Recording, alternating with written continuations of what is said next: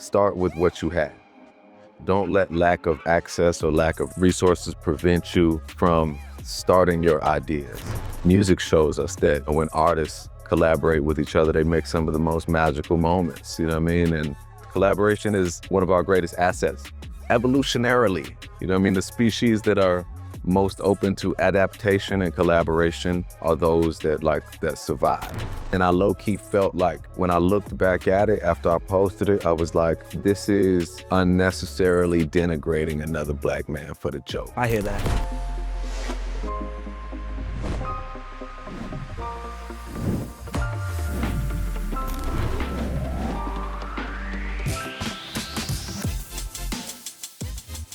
Welcome back to another episode of the For Good podcast, where we focus on the good and never the bad, and we're judged on what we do, not what we have. Today we have a special episode with my guy, Vic Mensa, a musician, entrepreneur, and activist from the south side of Chicago, that we recorded live in Las Vegas at MJBizCon. Then stick around after Vic's interview to walk around the convention center floor with me and my brothers, Little Easy E, Corvain Cooper, and our friends over at Last Prisoner Project. Let's get into it. Our guest is someone who's lived a life far bigger than the headlines. He's a musician, an entrepreneur, an activist from the south side of Chicago. From his foundation, Save Money, Save Life, which focuses on mental health and violence prevention, to building 93 Boys as Illinois' first black-owned brand, Vic is building legacy in real time as a father and a founder. Everybody, Vic Mensa, welcome to the stage. Let's give him some more love. It's Vic Mensa, man. Biggest black brand in Chicago right now. What's up, brother? Thank you for coming on, my brother. Good seeing you, brother. My brother. For people who only know you from the headlines or from music, who is Vic Mensa right now in this chapter in your life?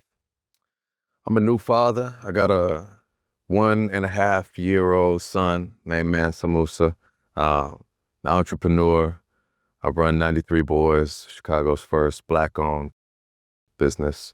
A musician, artist, actor, and I mean above all, just a human being. Dope. So coming from the south side of Chicago, I know that shaped a lot of how you view the world. What parts of the environment built you into what you are today? My father always said he wanted me to be raised in Chicago so I could get the truth about America. Chicago is a place that's full of so much rich history, from revolutionaries and the Black Panther Party to music and literature and culture, and Gwendolyn Brooks and Kanye West and Lupe Fiasco, and also so much street culture. Chicago is really the birthplace of modern gangbanging. Also a lot of segregation. Chicago is an incredibly segregated city. So it's so many things happening at one time. And I do think that those things influence and inspire me, in every way, like inspire my worldview, maybe inspire my passion for helping people, because it's a city where you see the disparity between haves and have-nots so vividly, so blatantly, that it's impossible to ignore. It's just so necessary that all of us, and not just those of us that are black or brown, like all of us should care about equity, because not only is it the right thing, but realistically, all the data shows in every sector that cross-cultural collaboration is valuable for everybody's sales. It's valuable for all brands. And like inclusion, what's the target right now is diversity, equity. It's a racist place, y'all. America doing racist things is not baffling. Obviously, we don't need to explain what is wrong with our government, you know what I mean? So I think it doesn't change my direction as much as, reaffirm the necessity of the direction. Like, we exist as, honestly, the opponents of that narrow-minded, racist brand of thinking. And like attacks on DEI, they only further necessitate the things that you and I do. You know what I mean? Because the people that we're going to empower, like the people we're going to collaborate with, are often those that would be recipients of so-called DEI programs. I mean, and if you even get into it for real, it's like so much of America's greatness And the backbone, the real secret, the recipe to America's greatness is DEI, is collaboration between people of all different cultures and communities. And simple math, though, that when progress is made, there will be resistance and they'll try to drag it back down, and then we'll continue our mission upward. And it's like inescapable. I think they see very real trends of population growth and population changes in the demographic of the nation. But, that's a culture war. You know what I mean? The numbers, the data shows that diversity increases the value of everything for everyone. It's all of our cross to bear. As Americans, we have different roles in the shit, you know what I mean? But it's all of our cross to bear to work towards a more equitable and collaborative society. That's my mission, and I feel like it should be all of our mission as well. Music shows us that. When artists collaborate with each other, they make some of the most magical moments, you know what I mean? And even in fashion, the dawn of like high level collaborations has really come to be. That's where we're at. Collaboration is one of our greatest assets. Evolutionarily, you know what I mean? The species that are most open to adaptation and collaboration are those that survive. And so I think, especially in the space of brands owned by people of color and occupying such a minute percentage of the industry, we all should be collaborating with each other and, sharing information. Sharing practices, sharing stages, events. That's why I love to do this with you. It's a blessing, man, because I know that you've been doing the authentic work of engaging yourself in the community. And the last time we spoke was some years ago, before you started this podcast, but you were laying the groundwork. I love everything I'm doing right now because it's giving back to the people. And I've never felt more fulfilled than doing that and being amongst the community and being able to shine a light on the people that matter. You know what I mean? So I know what you're saying when you're doing something you love, but it still involves your business and you're able to tie those two and bridge that gap. It's the sweetest spot you can get as an entrepreneur, because you're like, hey, I'm doing something I love and I'm feeling good doing it and I'm making money, right? Like there's no better feeling than that. When did you realize that the equity was important in who it actually benefits, right? Like, how did that shape the mission behind 93 Boys, the word equity? Like, when did you realize, like, wait, this is more important than just the word equity, right? Like, us owning is important. When did you realize that when you entered the space? In everything I do, I try to bring in an element of charitable giving and, community engagement, just because that's my heart. That's like how I was raised, not necessarily even just in the home, but as a native son of the city of Chicago, I had so many people like those that I've mentioned already today invest in me as a child and be like, I want to see you succeed. And, I've been the beneficiary of community neighborhood programs in under-resourced neighborhoods that identified and supported young talent. When I was a kid, I was in this youth program called DYN, Digital Youth Network. It was community program run by a guy named Brother Mike. And he was brilliant, man. He would incentivize kids to learn skills by offering them the shit they wanted. So I wanted to record my raps. You know what I mean? It was a studio right there. And I'm like, yo, let me get in. Let me do my 16. You know what I mean? He's like, you could record your rap, but do a PowerPoint presentation. Make this PowerPoint presentation, make this thing on Photoshop, and then I'm gonna let you record your song. And, those skills stayed with me for life. You know what I mean? Like, to this day, like, I can sit down and I can make my own presentation for a pitch to a brand, to Puma, if I want to make a pitch, or I can make my own designs. When I started 93 Boys, the original prototype design was something I made in Photoshop. I ended up having our team professionalize it. But those skills stayed with me in the pandemic, when people needed them fake COVID tests, I was a one-stop shop because this Brother Mike, you know what I mean, made sure I knew how to use Photoshop. And I didn't have one. I had a vaccine and a fake. I had the whole thing. But point being, Brother Mike, man, he was a brilliant mentor to me, to Chance, to No Name, to our whole group. And he passed away. He passed away young, you know, maybe when we were like 21 years old.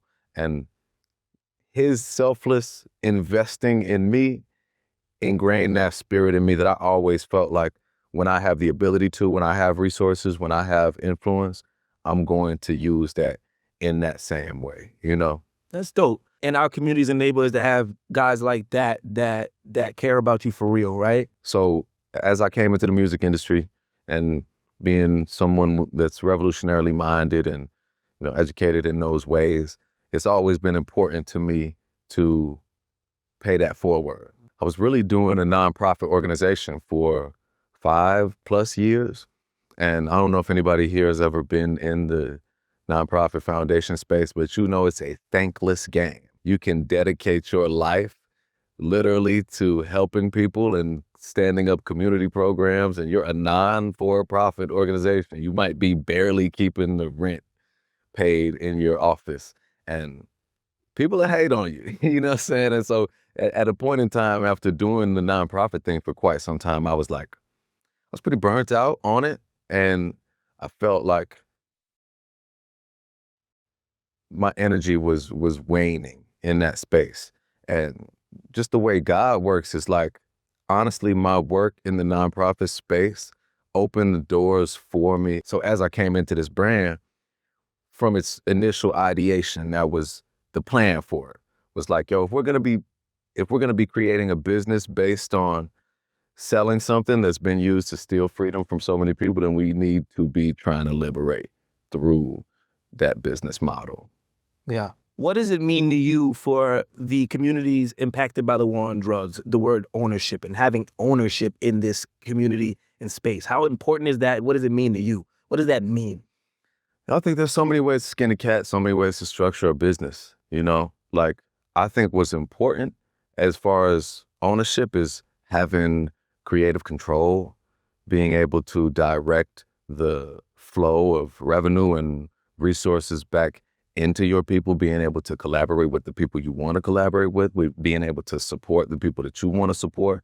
So having me in a position that I'm in, although I don't own 100% of everything, you know what I mean? I own my IP and I work with partners, but that still dictates the way that my people will benefit from this, because I know the community organizations in Chicago. I know who's on the ground doing real work.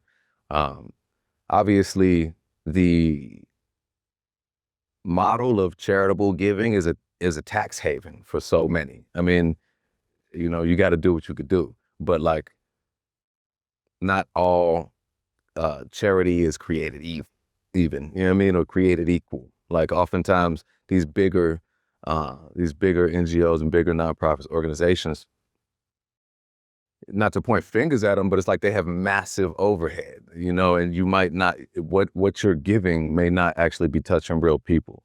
And so I think in the conversation of ownership, it's having people that really represent our community with a genuine love for the people, a genuine connection to the people, genuine history with the people, in positions of power. And that can look many different ways, you know what I'm saying? But at the end of the day, I feel like it's having people be genuinely empowered. Now, when you get to these situations, as is true in Illinois and many other places, that larger companies are just propping up Black and brown faces with complex legal maneuvers in place to dilute their ownership over time and ultimately push them out just so that they can get into social equity licensing. You know, that's straw man, fraudulent ownership, you know, oftentimes. You know, that's something to be vigilant against, you know, that we have to like acknowledge,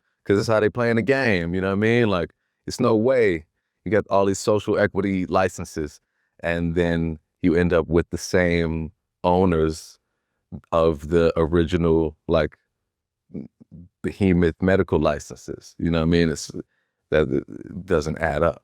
Yeah, it's because the community is the culture. And if we sell the culture, which is our ownership, then we'll never get what it's supposed to look like, in my opinion. And I hear you talk about a lot about community and touching the people in your non for profit situations. But I also want to talk about what you've done with 93 Boys. I remember first seeing you come out and you were giving out gas, you were giving out so many other things. So can you tell us how, with 93 Boys, are you using it to reinvest back into the community? Yeah, I think with 93 Boys, man, I try to look at it like 3 C's: cultivation, culture, and community. So although I've been talking a lot about the community right now, but what is equally important to me in it is genetic and the actual flower, the plant, the products, and in the same token, the design and the art direction, creative direction that accompanies it. I'm coming from music, which is a medium that encapsulates all of these things as well, at least on the design and cultural front. You know what I mean? So music videos, short films, merch design, like I apply all those things to 93 Boys and try to elevate the visual, try to elevate the storytelling, the branding, try to infuse humor, you know what I mean? Try to infuse like a street level relatability, but also high level creative direction. And I know you spoke about having fun, making it funny. I want to talk about these marketable videos that you put out. My favorite one happened to be the Jim Jones one. I'm from New York, so it was very funny. Yeah, why you going with the Jim Jones hit you up about that one? Was that why you took it down? Why'd you take it down? No, I took it down because I didn't want Jim Jones to hit me up about it. You know what I'm saying? And Jimmy's my guy, man. He love you, Jim. But no, I do love Jim Jones. I'm actually a big fan of Jim Jones, and that was why I took it down, was because even though it was so funny, I had to kind of think about it. I'm kind of new to the social media space. Like, I've put a lot of attention and focus into growing that this year, but before this year, I was not focused on it. And in that Jim Jones thing in particular, I was like, this was so funny. But then I low-key felt like, when I looked back at it after I posted it, I was like, this is unnecessarily denigrating another Black man for the joke. I hear that. I meditate every morning. I do a very specific breathwork meditation that is really like a non-negotiable for me. Being in the gym, Prozac, Zoloft, Wellbutrin, Effexor, too many to count. And they've been pretty dismal in the efficacy over those years. I think things that have been much more effective for me in addressing my mental health are meditation, overall wellness, plant medicine. It's been baseline, psychedelic medicine. Like, those things have really improved and continue to be the ways that I regulate my mental health. People from our community are also dealing with so much trauma. So many of the people that I know that have the most big T trauma in their life are those that don't have the access to the mental health care, that don't have even the cultural acceptance to break through the stigma of seeking out and getting mental health care. And, I think having conversations about it in open and vocally and visibly maybe can help bring people into a greater understanding of the need for a focus on mental health amongst our people, you know what I mean? As the conversation kept going, it naturally shifted into something even more personal. We talked about fatherhood and how becoming a dad changes the way you move, the way you think, and the way you define success. Vic opened up about how fatherhood has impacted him not just as a parent, but as a man and a leader. That perspective hit home for me because fatherhood has a way of realigning your priorities in ways nothing else can. Having my son, I think it does increase the need for discipline, and also like gives me a different sense of purpose and joy too. You know what I mean? It's like, as I think about how to raise my son and how to cut through the influence of TV and music and media and social media, and like the negative messaging that exists in all those things, how do I really try to Cut through it. Yeah, how do I really try to cut through that? Because I think about like how many misguided messages older people like guys I looked up to gave me, you know what I mean? And like, it's so important that we teach boys, really like teach boys to respect people, to respect women, to treat people well, you know what I mean? Because the world is going to teach them the absolute opposite. Like what we teach little boys and obviously little girls too, but I was specifically thinking about boys because I have a son, and just thinking about like how important it is to instill deeply into his program something that can outlast the negative messages of music, like to treat people well with respect. I agree. You know, myself and my younger brother had that conversation maybe a year ago about how even in the hip hop space, a lot of young boys are taught wrong of how to even treat people, how to treat women, how to go about certain situations. So I agree with you, man. I think cutting through that noise and being that fatherly figure, whether it's to your own son or other young boys, it's important to always spread that knowledge and make sure they know that they're valuable as well. Because a lot of it comes from them not feeling valuable or them not feeling enough. And they just go down the wrong paths. You know what I mean? So when you think about legacy beyond music and beyond business, what do you want your kids and your community to inherit from you? I would just hope that I can lead by example, and that the best of me, you know, the best of what I have to offer can inspire somebody else, because I'm so far from perfect, and I got my long list of mistakes and controversies, and I've been marred by so many things, but I keep trying, you know, and I keep trying to grow and making a genuine effort to being a better person. You're doing it, man. You're showing up in the communities. You're giving back. You're doing a lot of the stuff these people aren't doing, especially as a celebrity that they would so-called say doesn't have to do it, right? So you're doing it, brother. And I know you say you're trying every day, but my father said don't say you're trying when you're doing it, because you're actually doing it. There we go. Shout out to the We don't use the word trying when you're actually doing it. Trying when you're not doing it. You're actually doing it, brother. I appreciate that. So for everyone listening, if they remember anything from this conversation, what are the 3 things you want them to take away from this conversation we had today as we close this out soon? The first thing I would say for people to take away is start with what you have. Don't let lack of access or lack of resources prevent you from starting your ideas. If you've got an idea to start a brand, make packaging, you know what I mean? Find flour, just put something in the bag, like start with what you have. Second thing I would say for people to take away is, you know, make your work your ministry. And that doesn't have to mean that, you know, you're doing the community programs that are important to me, but try to bring your heart into your business. Oh, man, I really do appreciate you. As we see the time is running out, we here live at MJBizCon. Everybody clap it up. We here live at MJBizCon. Appreciate My guy, y'all, Vic man. Mensa. Hey. So I want to, before we close out, I want to give you your flowers once again for all you've been doing for your community in Chicago, especially with, you know, the 93 boys. I think you've been killing it on those aspects of things. You've been killing it on the mental health aspects of things. You've been killing it when it comes to speaking up for people and just being there and being a vessel and being the representation of the community when it comes to culture. So I want to appreciate you for doing that for the culture, man. Clap it up for Vic Mensa. Great love. Thank you. And same to you, my brother. Thank you, brother. Yes, sir. So yeah, man, we're going to close this one out. Guys, we're here live at MJBizCon. This is the For Good podcast, where we focus on the good, never the bad, and we're measured by what we do, not what we have. I'm checking out till next time. I'm here live at MJBizCon. JoJo's movement is Vic Mensa. Peace, guys. Much love.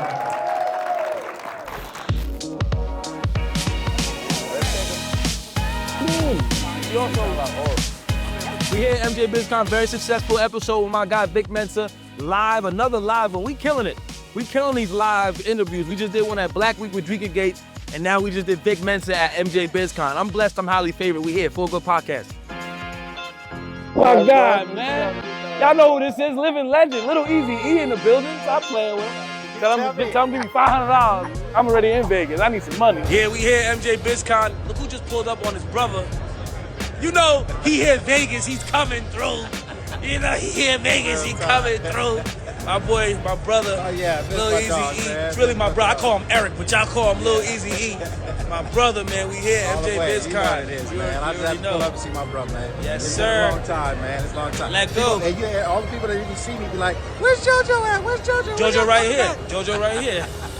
Much love. We here, y'all. You know it. We're buddies though, but we're gonna do a line together in Oregon. Okay, But, Oregon, this yeah. is Ben. That's what's up. You know Jesse Horton and them over there with the Stay Mellow brand? You know, Stay Mellow. Yeah. They over there in Portland. So yeah. That's what's up. Yeah. Those are our guys right there. We work with them too. That's what's up, man. Yeah, man. We're coming out with a brand for good. We're gonna have everything, but it's gonna be quality, sustainable materials, all of that stuff we can reuse. So it's all about quality for us. Hey, what's up, JoJo, man? Nice to meet you, brother. What's going on? Hey, you good to go? I look like we got security. How you doing? Blessed. What's up, my brother? What's up, big dog? Good to see you, brother. How you doing? Happy to see you here. What's up, Deshaun? You good? Good to see you, brother. How you been? Much love. Send your mother love, man. Such a great woman. Good seeing you again, brother. You know Lil Easy E right here? That's my guy from Jersey, Kyle Page. Brother, it's an honor to meet you, brother. Oh, yeah. But you legendary stuff. So straight out of Compton. Not playing. Come on. That's what's up. So appreciate you, brother. You got God, bro. Oh, I got you, brother. You ready? Yo, y'all, good seeing y'all, man. Y'all boys be good. I got you. Guess who I want to do? Corvain right here. You know my guy? My guy right here. You know we did a documentary on him and everything. Bro, this whole thing is him. Yo, this was all of it. So he put all these brands in here. Mic check. 40 tons, Impact Road, powered by Kova. We in the building. I got my man JoJo Simmons right here. You know what it is. He finna let you know everything that he got, man. Like, I mean, there's a lot of shit going on, but we gotta let him. Just give him a little bit. Don't give it all away. I mean, well, I definitely want to shout out to MJBizCon. Shout out my brother, 40 Tons, Corvain Cooper. I'm here at MJBizCon because I came to do a fireside chat with my guy, Vic Mensa, who has a brand in Illinois called 93 Boys. And, you know, I also have the For Good podcast, so it served a good opportunity for me to come do the fireside chat and also record that for the podcast episode. So we got an up-and-coming For Good podcast with your boy Vic Mensa. How do they follow you? How do they find out to see, okay, boom, now I know when the shit's coming out? Yeah. I mean, follow me everywhere. You know, you type in JoJo Simmons, I'm going to pop up. Instagram at JoJo_Simmons, but really I'd rather you go follow at For Good Podcast because that's where you can find most of the stuff I'm doing right now. The biggest thing in my life right now, besides 3 is 4 and our video work that we've done with a lot of different clients, is this podcast. I'm really building something special here. I'm building a community of like-minded people that want to feel good. I just spoke to somebody earlier and she said, yo, I watch your podcast because all the negativity in the world, I just don't want to always see that. So when I go down your timeline or your podcast, it makes me feel good. And that's the feeling that I want people to feel. I don't want you to just listen to it or watch it. I want you to feel something. Thank you. And it's like it's not even just a podcast. It's just you as a human being. Much love. Person knows you as a human being, you're always coming with the feel good energy. I like working. I like standing on my own 2 feet out here. But yeah, man, we got so much going on besides the podcast. We got merch. We got a merch line coming, so that's gonna be fly. You know, we got some real fly stuff coming out. We got a lot of documentaries and docuseries coming out that we work with a couple different brands. We also worked on the Corvain Cooper documentary. We've been talking to a lot of people about that. You know, we working, man. I'm doing everything I can do to position myself to win. That's really all I could say is like, I could tell you about all the projects I have coming. I could tell you about all the projects that we've done already, but it's all about what work y'all gonna see when it all comes out, you know? So that's what I'm about. I mean, can we say amen, though? Amen. I mean, can we say amen to a hardworking black man taking care of his family and taking care of business and doing everything the correct way and thank you, having brother. everything in good intentions? Thank you, brother. It's about having good intentions. Yeah. That's my favorite word. My favorite word is intentionality, right? Like everything I do has to have intention. So I'm not here with no intention. I'm not gonna do anything I'm doing with no intention because then my heart's not in it. We were just talking about how like it's just important, you know what I mean, to make sure that you're showing up in these spaces with the right intentions for people, you know what I mean, and making sure that people know that you're part of the culture and you're part of the community and you're here to uplift it. I'm excited. We got the product coming. But it's intentional too, you know, sustainable material, or like it's gonna be grown clean. It's all that. Like I want our product. I want people to understand when we do drop a product, it's intentional for you guys, for the community, right? Corvain Cooper, 40 ton story. Stop playing with them. Little Netflix. Hey, yeah, y'all don't even know what 40 tons is. That's 3 shipping containers. Y'all crazy. Come on, man, we out of it. He gives a bunch of smaller brands opportunity to be in spaces. Because he could just use this whole space for just him. But he says, you know what? All of y'all come on in. Real shit, bro. That's real shit, brother, for sure. That's real. Also, don't love me like that. That's crazy. I knew this for how many years? I didn't put money into him. Damn, CV, I done did a documentary with you, brother. We done put money together. I still got the t-shirt. He don't even care about me like that, I'm bro. about to give him the t-shirt. He said, oh, he's here, let me give him this. I I'm got- talking shit. I'm talking shit, bro. I'm talking shit. Oh, they got like a little party going on up there. Yeah. Try this out later. Yeah. My wife, who recently dropped a whole lot of weight through like naturally started running, and she really started enjoying it, and she started showing me about marathons and 5Ks and all this other stuff. Oh, thank you. What's this? For your short muscles after a workout? Yeah, my rotator cuff is cooked right now anyway, so I saw don't your need this. stuff. Are you good, all right? I'm good. Bro, rub that shit on your shit. I'm going to. Infused THC infused. Thank It's you. our topical product that we Thank you, made. brother. But yeah, man. this is Appreciate what we got that. going on. We got JoJo. Yeah, we right here. MJBizCon, you know what's going on. She got the Z Juice. Make sure y'all tapped in with the Z Juice. But I also want to make sure that I use this speaking time to say, free Jared Shaw from the death penalty. He's facing the death penalty over a cannabis gummy out in Indonesia. So if you ain't heard this story, make sure you check out this story, but make sure you check out the Z Juice too. We partner with the Minority Business Association. Yeah. And we're just trying to be a resource to help justice impacted social equity minority businesses get off the ground. Keep doing the good work, man. Nice meeting you, brother. I like the quarter zip. Hey, yo, what's good, y'all? It's your man, JoJo Simmons. Shout out to my uncle, Snoop. Oh, so y'all based out of LA. That's really good, man. A mango sorbet look fire. I wanted to commemorate this, your first MJBiz. I wanted to give you Oh. a runner's high medal. Ah. Running shit in the cannabis industry. Here, what I will say, I appreciate this, but wait until I do the run to give this to me. all right. I want to earn it. You I heard want it to here, earn it. folks. I appreciate this. You're I coming will. to I will Chicago. accept it, but I want to earn that. Right. I earn my medals. You I feel me? I appreciate earn my medals, brother. Say less. So you're coming through Chicago? I'm coming. I'll be there. 420 run. Let's go on You heard it 420. here, folks. 420 run in Chicago. Yes, sir. 3 is 4. JoJo Simmons in the building. I take lighters every time. Big guy is over here too. I'm about to get a few from them. Zipper, I'm about to take from them too. Look, right now, look. Come on, I'm a lighter collector. People don't know. Oh, I need a candle lighter. I'm a candle guy. I like candles. But we haven't even got to half of this shit. Wow, it's like you can never walk around this whole thing. This is dope, man. I've been to a lot of trade shows, exhibitions, whatever you want to call it, but this is truly the biggest one. This is where all the brands are at. So I'm happy to be in this space and, you know, just walking around and networking and seeing what everybody got going on in the space. So it's fun though, man. My first MJBizCon, I'm enjoying it. For real? Of course. For real? Thank you, man. Thank you, brother. What? He just got me so excited. I love these. Yeah, we out of here. MJBizCon was a success. The interview with Vic Mensa was a success. I'm gonna just take the rest of my time, walk around, talk to some brands, talk to some people. It's much love. Appreciate y'all always tuning in. Till next time, peace.